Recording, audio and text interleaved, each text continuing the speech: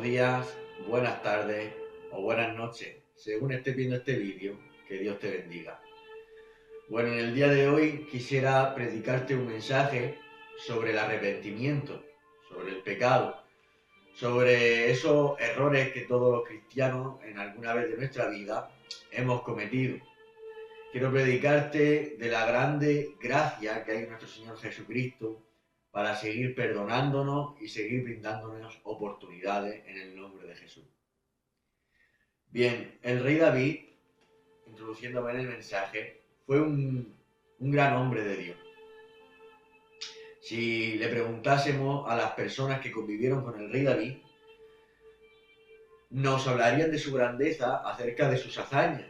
Es decir, nos hablarían de que con 17 años, si no me equivoco, se convirtió en el joven valiente de todo el pueblo de Israel en vencer en batalla al gigante Goliat. Nos hablarían de que tenía un don innato para tocar el arpa, componer cántico y darle alabanzas a su Dios.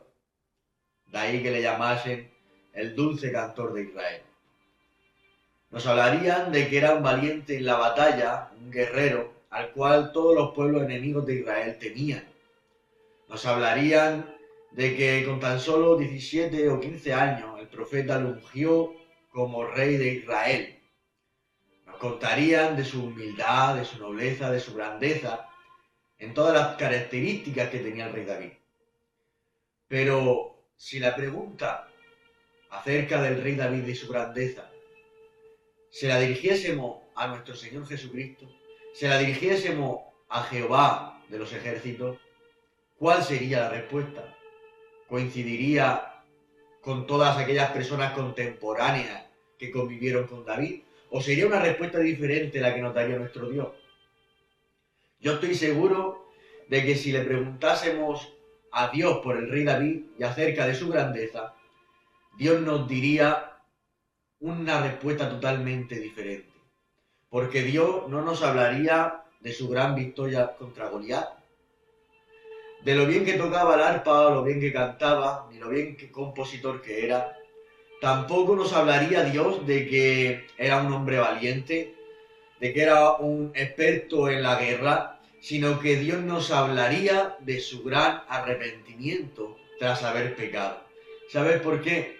Porque es más importante para Dios el arrepentimiento de nuestros errores y el querer cambiar nuestro corazón para agradarle a Él, que cualquier hazaña, que cualquier cosa que podamos conseguir en este mundo. Por eso, si le preguntásemos a Dios por la grandeza de David, Dios nos diría esas lágrimas que derramó durante tantos años. Porque eso fue el síntoma más grande del corazón de David. Que a pesar de tener un reinado, no quería mantener el reinado ni ninguna de sus riquezas, sino que le dijo a su Dios: Dios mío, no se aparte tu presencia de mí. Por lo tanto, a todas estas personas que hemos caído en muchos errores, en muchos fallos, y que seguimos cayendo porque somos imperfectos, tengo una palabra que espero que te pueda hacer bien en el nombre de Jesús. Bien, ahora vamos a pasar a leer los pasajes bíblicos, que son exactamente 3 versículos, y es la historia del hijo pródigo, que está en Lucas capítulo 15, verso desde el 17 hasta el 19, y dice así: y volviendo en sí, dijo: ¿cuántos jornaleros en casa de mi padre tienen abundancia de pan, y yo aquí perezco de hambre? Me levantaré e iré a mi padre y le diré: Padre, he pecado contra el cielo y contra ti. Ya no soy digno de ser llamado tu hijo. Hazme como a uno de tus jornaleros. Amén a su palabra. En esta parábola podemos ver 3 cosas. Una de ellas es como el hijo pródigo se acuerda del bienestar y la grandeza que había en la casa de su padre.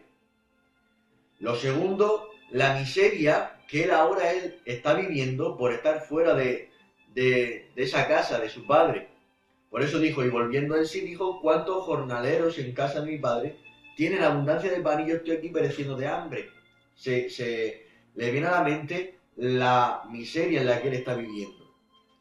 Y por último vemos como tras reconocer su pecado, se siente indigno de que su padre lo trate como un hijo y se le presenta a él como un jornalero. Por eso dice, ya no soy digno de ser llamado tu hijo, hazme como a uno de tus jornaleros. Bien, yo creo que siendo realistas y honestos, aunque todos somos cristianos y amamos a Dios, e intentamos a través de, pues ya sea leyendo su palabra, orando, ayunando, meditando las cosas y pensándolas más de una vez, intentamos siempre nunca llegar a hacer algo que desagrade al Dios que amamos. Es decir, intentamos por todos los medios no pecar. Pero si somos realistas y honestos, como estaba diciendo, nos daremos cuenta de que hay días que conseguimos ganar esa batalla y conseguimos ganar la victoria, pero hay veces que caemos y fracasamos y pecamos. Hay veces que logramos en un día donde podemos mentir, vencer y no mentimos. Pero hay días donde al menos no lo esperamos y mentimos y pecamos. Y así con otras multitudes de pecados. En el 1 de Juan, capítulo 1, verso 8, dice, si decimos que no tenemos pecado, nos engañamos a nosotros mismos y la verdad no está en nosotros. El verso 10 dice, si decimos que no hemos pecado, le hacemos a él mentiroso y su palabra no está en nosotros. Entonces es verdad que, aunque como había dicho, amamos a Dios y lo conocemos, hay veces que después de conocer a Dios, pues seguimos pecando y seguimos cayendo. Pero para la gracia de Dios hay un versículo donde dice que si pecamos, abogado tenemos con el Padre, a Jesucristo el justo, ¿no? Y quiero decirte algo, y es que aunque hayas tropezado en la vida, aunque te hayas equivocado, aunque hayas cometido cualquier tipo de error, no te aísles en tus errores, no te aísles en tu pecado. ¿Sabes por qué? Porque cuando nos aislamos en nuestros pecados y nuestros errores, tendemos a escuchar voces que no tendríamos que estar escuchando. Si se dais cuenta, el apóstol Pedro cometió un grave error.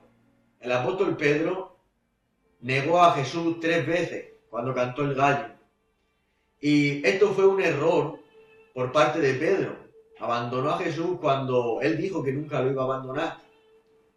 Pero, ¿cuál fue la reacción de Pedro ante su error, ante su equivocación? No fue otra que coger y aislarse en su pecado, aislarse en su error, aislarse en su negación a Jesús. Por eso cuando Pedro negó a Jesús, Pedro se fue de nuevo a la antigua vida que él estaba llevando, que era ser un pescador en el mar. Él volvió a ser un pescador, ya no de hombres como lo llamó Jesús, sino un pescador esta vez en el mar. Y estando allí Pedro se aisló en su error. No le pasó por la mente el decir he fallado, pero seguramente que Jesús me perdone. Sabe que he fallado, hasta él mismo ya contaba con mi error, porque te iba a decir algo, Dios cuenta con tus errores antes de que los cometas. Por eso cuando Pedro le dijo, nunca te negaré, ni te voy a rechazar, Señor, contigo iré a la cárcel, incluso a la muerte, Jesús le responde, dice, de cierto te digo, Pedro, que cantará el gallo y antes de que cante me habrán negado 3 veces. Jesús ya le estaba diciendo a Pedro que contaba con sus errores antes de que los cometiera. Y quiero decirte algo, habrás tropezado y habrás caído, pero Dios ya contaba con tus errores antes de que los cometieras. Y el error que tuvo Pedro, una fue negarlo, porque es un error, no lo vamos a quitar, es un error. Pero lo peor que cometió el apóstol Pedro fue aislarse en ese error. Fue aislarse en el mar. ¿Por qué? Porque allí fue un momento de soledad. Y cuando tú te aíslas en tus errores, empiezas a culpabilizarte, entras en un proceso de culpabilización, donde escuchas tus voces negativas que te van a decir que no vales, que no sirves, y que verdaderamente a lo mejor no amas tanto a Dios porque has pecado y porque has cometido un error, porque has hecho eso que tanto te duele. Y en ese mismo proceso de culpabilización es un proceso perfecto para que entre el enemigo, el diablo. ¿Para qué? Para aumentar más la culpabilidad en tu vida y decirte que no vales, que no sirves, reforzar todas las opiniones malas y negativas que tengas acerca de ti mismo y sumarle muchas más. Empezará el enemigo, el diablo, a decirte que para qué vas a pedirle perdón si luego vas a volver a tropezar en esa o en otra cosa más. Pero sabes, todo esto es un plan satánico para que los hijos de Dios, aquellos que conocemos a nuestro Señor y le amamos, pero hemos tropezado en algún tipo de error, no vayamos con esperanza a la cruz. No vayamos con esperanza a pedirle perdón, a confesar nuestros errores, a confesar nuestros pecados. Porque te voy a decir algo, no te aísles en tu error. Lo que Dios está esperando, lo que el Padre está esperando en la casa de sus hijos pródigos, es que vengan ante Él, es que se presenten, es que le toquen la puerta y le confiesen su pecado. Por eso el hijo pródigo cuando llegó dice, Padre, he pecado contra el cielo y contra ti. Confesó su pecado. Eso es lo que está esperando el Padre de nosotros cuando cometemos cualquier tipo de error. No es que lo evitemos, porque normalmente el pecado lo que produce en nosotros es una lejanía con Dios. Por eso Adán y Eva, cuando pecaron, se escondieron, porque el pecado produce una lejanía con Dios, es la naturaleza del pecado, alejarnos de Dios. Pero no tenemos que dejarnos de engañar por la naturaleza del pecado y alejarnos de Dios cuando hayamos cometido cualquier tipo de pecado o error. Todo lo contrario, lo que tenemos que hacer es no aislarnos en nuestros errores, como Pedro, o escondernos como Adán y Eva. Lo que tenemos que hacer es salir, dejar el lugar donde nos hemos rodeado y nos hemos quedado en soledad, escuchando nuestras voces negativas y las voces del diablo que nos quieren apartar de Dios, porque el único propósito del diablo es que nos vayamos arrepentidos a la cruz, a pedirle perdón y gracia a nuestro Señor Jesucristo. Por eso dice en 1 de Juan, capítulo 1, verso 9, si confesamos nuestros pecados, Él es fiel y justo para perdonar nuestros pecados y limpiarnos de toda maldad. ¿Se dais cuenta? Si confesamos nuestros pecados, bendito sea su nombre. Por eso el motivo de esta carta del apóstol Juan era precisamente que no pecásemos, porque Dios está claro que no quiere que caigamos en errores ni que pequemos. Dios detesta el pecado. Pero hay algo que tenemos que ser conscientes, y es que si confesamos nuestros pecados y nuestros errores, el Señor va a estar ahí para perdonarnos, para limpiarnos de toda maldad. ¿Por qué? Porque es necesario confesar nuestras cosas a Dios, todos nuestros errores, todas las cosas que hacemos mal, porque el pecado no confesado nos impide el gozo y la alegría en nuestra vida cristiana. Es por eso que cuando sabes que has hecho algo que está mal, no entras al cuarto a orar como entrabas antes de haber cometido un pecado. Entras con vergüenza, entras con la cabeza mirada hacia el suelo, como aquel fariseo y aquel publicano. El fariseo, creyendo que era santo, se daba golpes de pecho, pero aquel pecador publicano que se había puesto en el templo a orar, miraba hacia el suelo y se golpeaba el pecho. Porque el pecado lo que hace es lo que consiguió hacer en el hijo pródigo, quitarnos la dignidad de presentarnos ante Dios. Por eso el hijo pródigo, cuando se presentó a su padre, le dice, no soy digno de ser llamado tu hijo. ¿Por qué? Porque el pecado que había cometido de robarle la herencia y marcharse lejos, le había robado la dignidad al hijo pródigo de presentarse ante su padre. Y esto es lo que produce el pecado en cada uno de nosotros. Nos roba la dignidad de presentarnos como hijos cuando le oramos, de presentarnos como hijos cuando le hablamos, cuando pensamos en Él, cuando hablamos de Él. Por eso, confiesa tus pecados, porque hay un Dios grande en misericordia, y como decía Jonás, de grande gracia, que perdonará tus errores y todos tus pecados. Y así podrás eliminar esas malas consecuencias que produce el pecado, que es borrar nuestra alegría y borrar nuestro gozo en Cristo Jesús.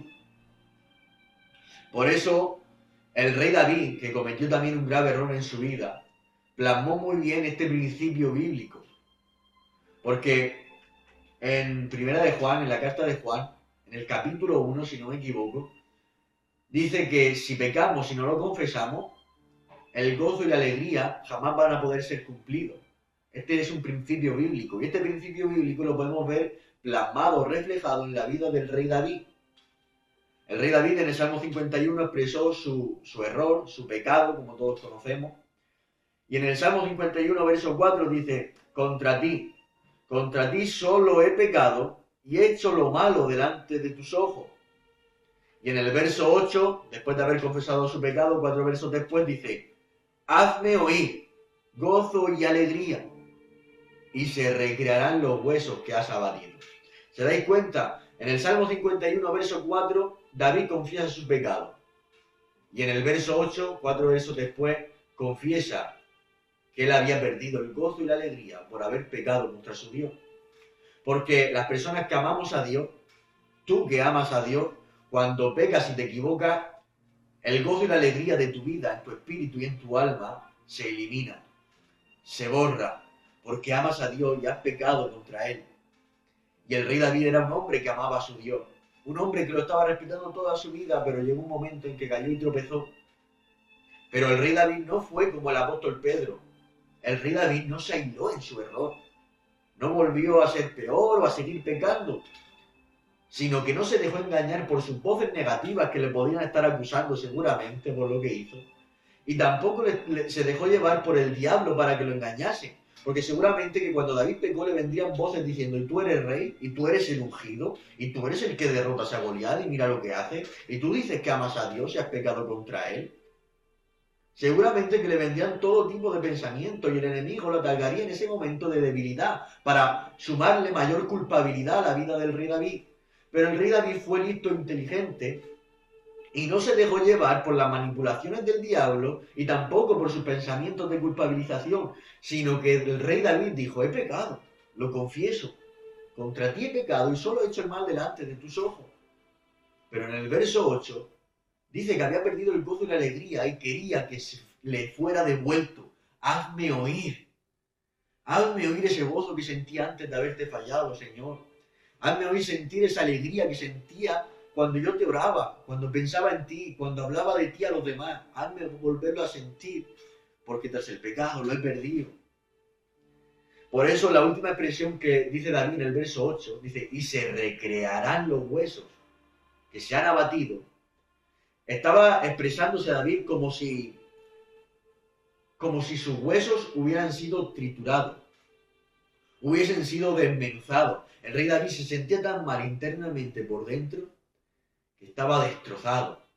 Había entrado el rey David en depresión, en una profunda tristeza, aunque estaba rodeado de oro y de un gran palacio y de gente que le servía, pero había entrado en depresión, porque ni las cosas más bonitas, ni la riqueza que pueda rodearnos, ni palacio, ni dinero, ni comodidades, ni lujo, ni ningún tipo de cosa en este mundo, ni fama como por ejemplo tenía el rey David en toda la tierra, ninguna de estas cosas podían devolverle a alguien que amaba a Dios la alegría y el gozo por haber pecado.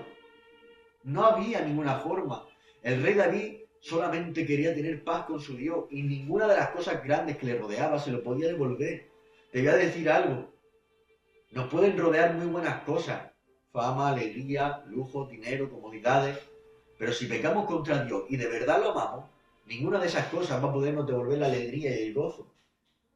Solamente que Dios nos restaure, que Dios nos perdone, que Dios nos haga sentir que ese pecado ha sido borrado por su gracia y por su sangre en la cruz del Calvario. Es lo único que le puede restaurar por dentro internamente. Es lo único que puede recrear esos huesos que han sido abatidos, que han sido destrozados en lo profundo de nuestro ser, en lo profundo de nuestra alma, tras haber pecado.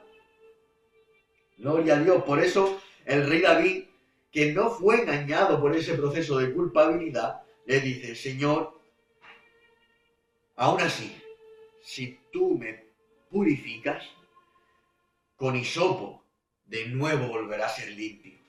Si tú me lavas, de nuevo seré más blanco que la nieve. Y entonces es mi Dios cuando yo volveré a sentir gozo, volveré a oír alegría, porque mis huesos que habían sido abatidos tras haber pecado de aquella manera, se recrearán de nuevo. Aleluya. ¿Se dais cuenta? El rey David había sido entristecido, había entrado en una grave depresión, pero sabía que aunque ninguna de las cosas que le rodeaban podían devolverle lo que había perdido, sí la restauración de su padre, sí la limpieza con hisopo, sí el perdón de Dios lo podía hacer de nuevo más blanco que la nieve y borrar su error, y podía devolverle la alegría y el gozo que había perdido y que tanto anhelaba. Gloria a Dios. ¿Y sabes por qué? No es porque el rey David fuera especial o fuera mejor que tú y que yo, sino es porque empezó este salmo reconociendo su error. Le dijo al Señor, dice, conforme a la multitud de tus piedades, borra mis rebeliones, lávame más y más de mi maldad y límpiame de mi pecado. Aleluya, Dios lo único que necesita para perdonarte es que confieses tus errores, es que no te lo escondas, es que no lo aísles en un rincón de tu ser, es que no te aísles tú en tus errores. Lo único que Dios necesita es un corazón sincero, pero Él empezará a limpiar, Él empezará a sanar, Él empezará a restaurar, porque Dios te ama y jamás recibirá a un hijo como jornalero, sino que más bien lo sentará a la mesa y le pondrá anillo, vestido nuevo y el becerro más grande de la casa. Aleluya. Bendito es su nombre. Y sabes, quisiera decirte algo para que pueda aliviarte en este día. Porque seguramente que a lo mejor tú que estás viendo este vídeo llevas mucho tiempo en esta carrera de evangelio. Llevas mucho tiempo que conociste al Señor y lo sirves. Y después de tanto tiempo, o después de tantos meses, tantos años, quién sabe, has cometido algún error. Un error que no eres capaz de perdonarte tú mismo. Porque hay veces que no somos capaces de perdonarnos nosotros mismos cuando ya nos ha perdonado Dios. Y tal vez hayas dicho tantos años sirviendo a Dios, tantos años haciendo las cosas bien, y ahora tropiezo. Y tal vez te sientas mal, porque después de tantos años has caído en eso. Pero te voy a decir algo, el rey David no acababa de empezar su carrera en el Señor, o su tiempo, no era un principiante en los caminos de Dios. El rey David, cuando cometió tal pecado, ya había ganado su victoria contra Goliat. Ya se le reconocía como el dulce cantor de Israel.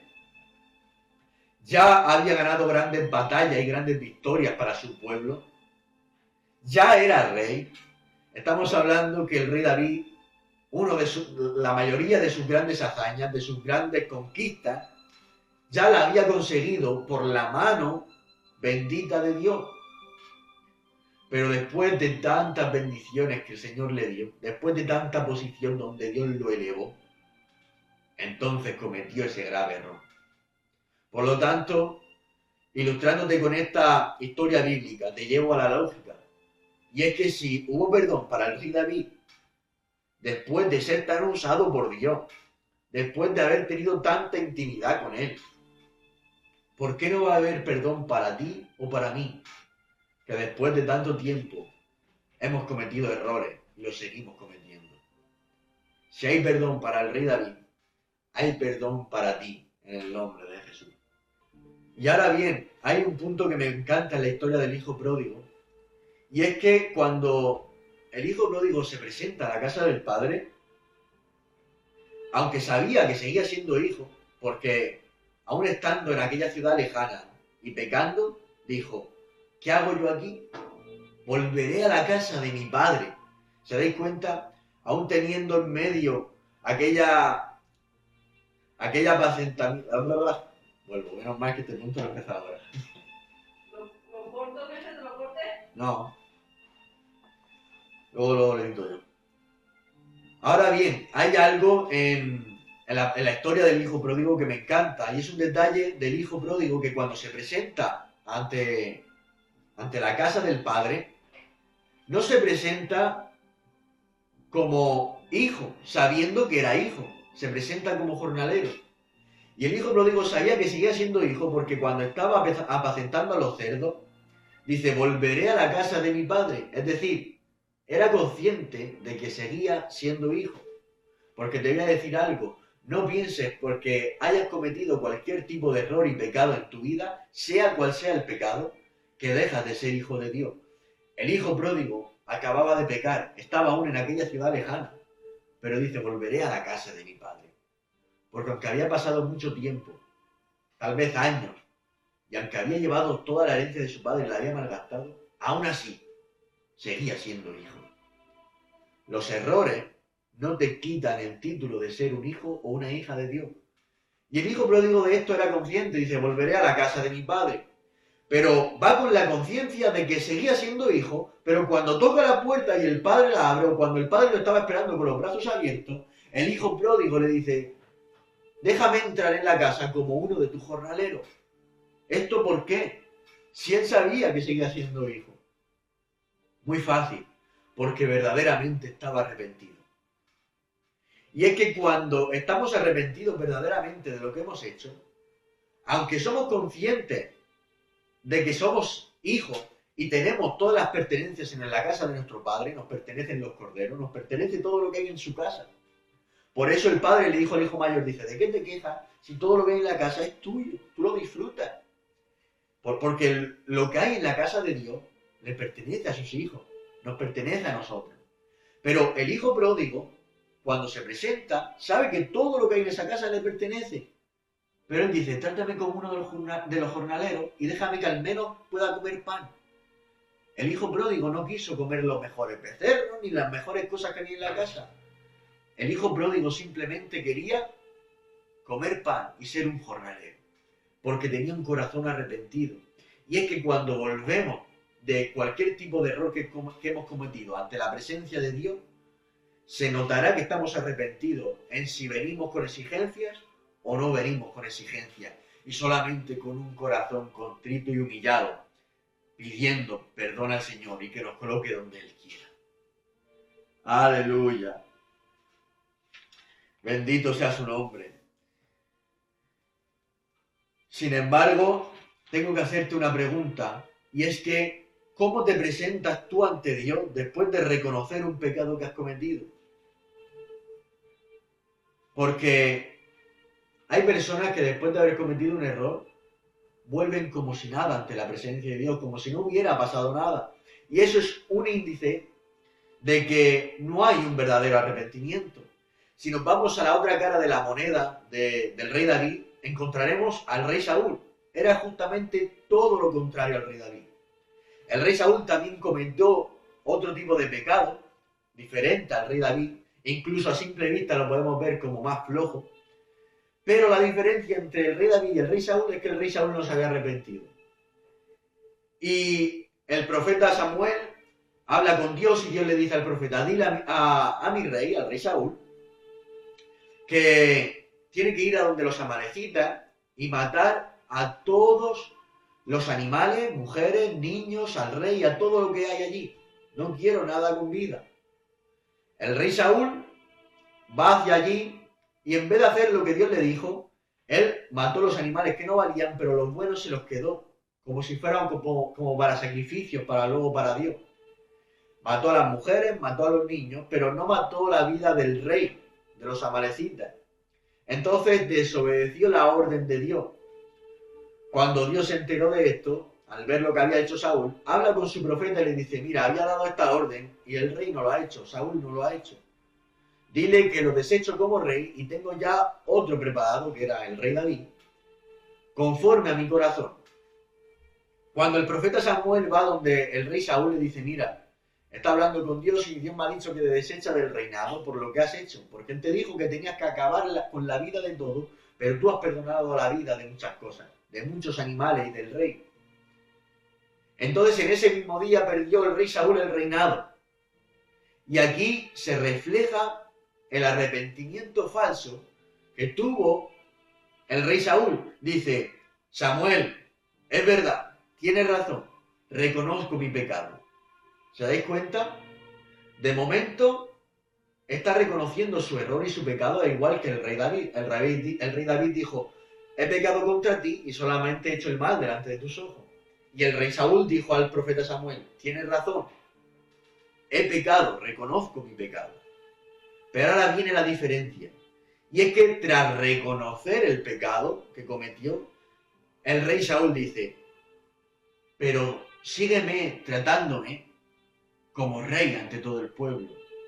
Y vente, va, que vamos a adorar a Dios, Samuel. Vamos a hacer un sacrificio.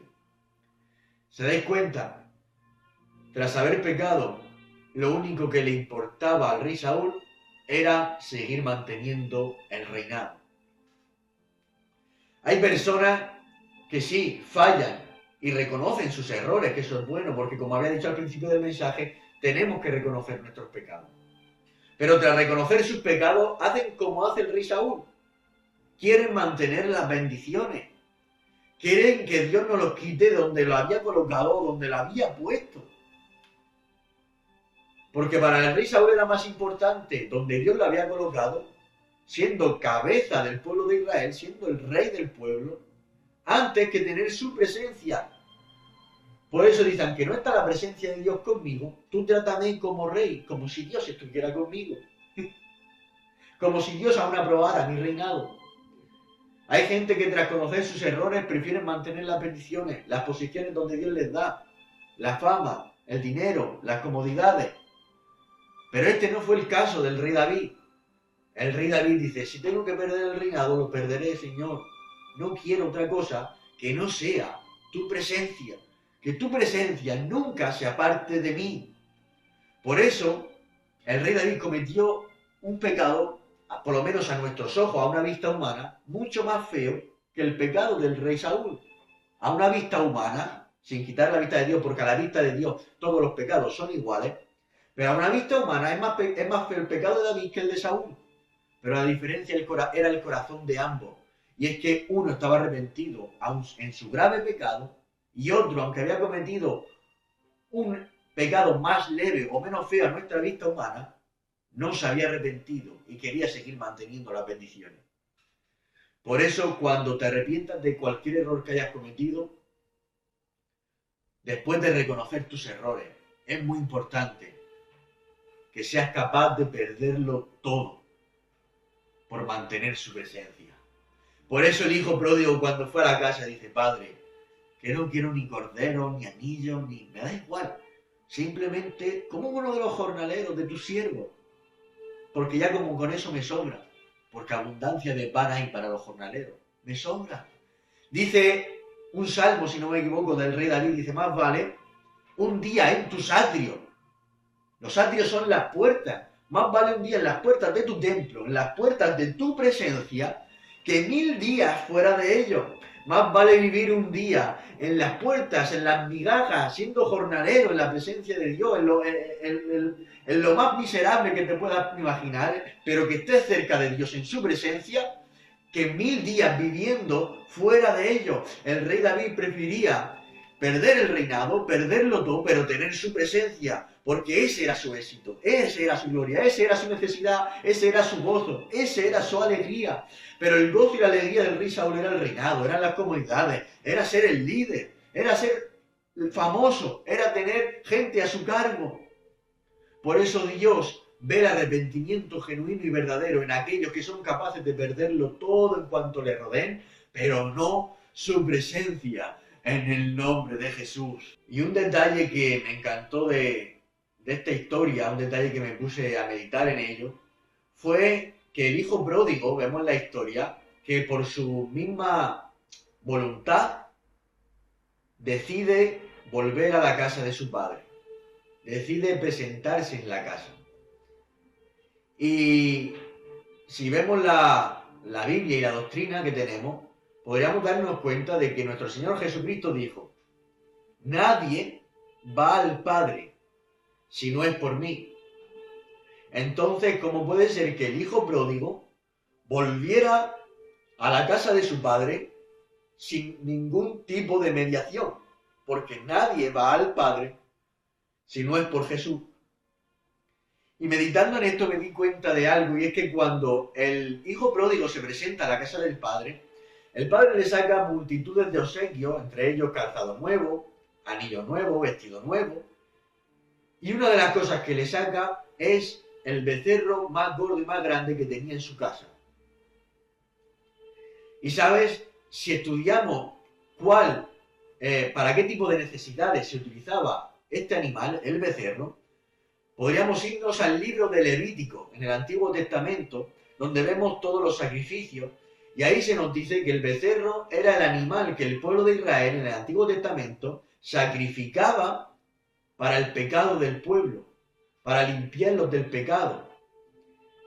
Y aquí pude entender algo, y es que la Biblia, todas las cosas que tiene, no las tiene por casualidad. Y este becerro que había en la casa del Padre simboliza el perdón de pecados que fue puesto encima de la mesa del hijo pródigo para que comiera. Era el becerro que limpiaba el pecado. Y ahora entendía que no se podía romper aquellas palabras que dijo Jesús: nadie va al Padre si no es por mí. El hijo pródigo volvió, pero se sentó a la mesa a comer el becerro. Y sabes, hace muchos años, exactamente 2024 años atrás, nuestro Señor Jesucristo se disponía a hacer la mayor grandeza y el mayor milagro jamás visto y jamás superado en la historia. Y es que nuestro Padre sacó lo mejor que tenía en su casa. El padre de la parábola sacó el becerro, pero es que nuestro Padre, el Padre eterno, sacó lo más preciado, que era el Cordero de Gloria, que era nuestro Señor Jesucristo, que simboliza el Cordero inmolado, preparado desde antes de la fundación del mundo para perdón de pecado. Es entonces que tú y yo, de esta forma, podemos volver por nuestra voluntad en Cristo hacia nuestro Padre. ¡Aleluya!